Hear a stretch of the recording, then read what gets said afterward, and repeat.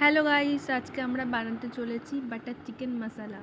তো আমরা নিয়েছি দই, কাজু বাদাম, পেঁয়াজ, ধনেপাতা, ফ্রেশ চিকেন, আদা, বাটার, রসুন, লেবু আর লঙ্কা।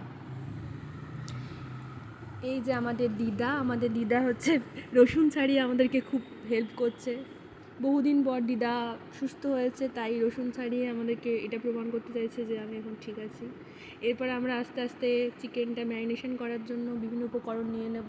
প্রথমে নিয়ে নিয়েছি চিকেন, তার সাথে রসুন এবং লঙ্কা বাটা, তার সাথে রয়েছে পেঁয়াজ বাটা। এরপর আমরা আদা বাটা মিক্সড করে নেব পরিমাণ মতো। এরপর আমরা মশলাগুলো দিয়ে দেবো।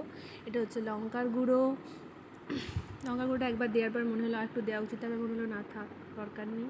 এরপর আমরা নিয়ে নিচ্ছি গোলমরিচের গুঁড়ো দেওয়ার পর আসছে হলুদ। কতটা দেবো ভাবছিলাম, তাই একটু দেরি হচ্ছিলো, তো হলুদ গুঁড়ো নিয়ে নিলাম পরিমাণ মতো, যতটা আমাদের ঠিক মনে হলো। এরপর আমরা দিতে চলেছি লবণ। তো লবণ দেওয়ার আগে দিদাকে জিজ্ঞাসা করছিলাম যে ঠিক আছে নাকি লবণটা বেশি না কম, তো যাই হোক পরিমাণ মতোই দিয়ে দিলাম। এরপর আমরা অ্যাড করব জিরের গুঁড়ো দেওয়া হয়ে গেল। এবার আমরা মেশাবো দই, পরিমাণ মতো টক দই আমরা মাংসের সাথে মিশিয়ে সুন্দরভাবে ম্যারিনেশন করার কাজটা শুরু করব। পরিমাণ মতো টক দই দেওয়া হয়ে গেল। এবার ম্যারিনেশন করছি আমরা। সুন্দর করে মেখে ম্যারিনেশন করার পর আমরা বেশ কিছুক্ষণের জন্য রেখে দেব। 5 থেকে 10 মিনিটের মতো আমরা ম্যারিনেট করে রেখে দেব চিকেনটা।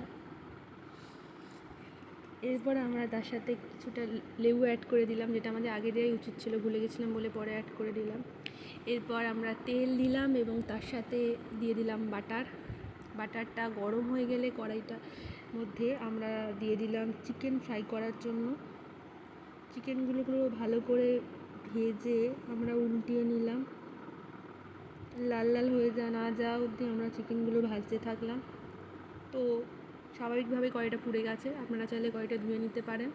এরপর আমরা অ্যাড করলাম পেঁয়াজের কুচি। এগুলো আসলে পেঁয়াজের কুচি, তার সাথে রসুন, তারপরে কাজু, তার সাথে অ্যাড করলাম হলুদ, তার সাথে লবণ এবং জিরের গুঁড়ো। এগুলো আমরা মিক্সিতে পেস্ট করে নেব এবং এর সাথে আমরা বেঁচে যাওয়া গ্রেভিটাও দিয়ে দিলাম। যেহেতু আমরা ওয়েস্ট করবো না, গ্রেভিটা বেঁচে গেছে, তাই আমরা এটার সাথে অ্যাড করে দিলাম। এটাকে ভালো করে কষিয়ে লাল লাল হয়ে গেলে আমরা মিক্সিতে বেটে এটা আমরা বাটার চিকেন মশলার গ্রেভি হিসেবে ইউজ করব। তো ভাজা চলছে, সুন্দর করে লাল লাল করে আমরা ভাজা হয়ে গেছে। এরপর কড়াইতে দিয়ে দিলাম তেল, তার সাথে অল্প বাটার, তার সাথে দিয়ে দিলাম গোটা গরম মশলা, একটা গোটা তেজপাতা ছিঁড়ে দিয়ে দিলাম, তার সাথে দিয়ে দিলাম সেই মিক্সিতে মিক্সচার করা গ্রেভিটা। বেশ কিছুক্ষণ কষানোর পর এর সাথে আমরা সামান্য পরিমাণ জল অ্যাড করলাম। ঘরে বাতাসা ছিল, সেটাকে অ্যাড করলাম, কারণ আমাদের ঘরে চিনি ছিল না। আপনাদের ঘরে চিনি থাকলে অবশ্যই দেবেন, না হলে আমাদের মতো বাতাসা। তার মধ্যে চিকেনটা অ্যাড করে ভালো করে কষিয়ে তার সাথে পরিমাণ মতো জল দিলাম এবং জায়ফল জয়িত্রীর গুঁড়ো তার সাথে অ্যাড করে দিলাম। এরপর ফুটতে শুরু করলো।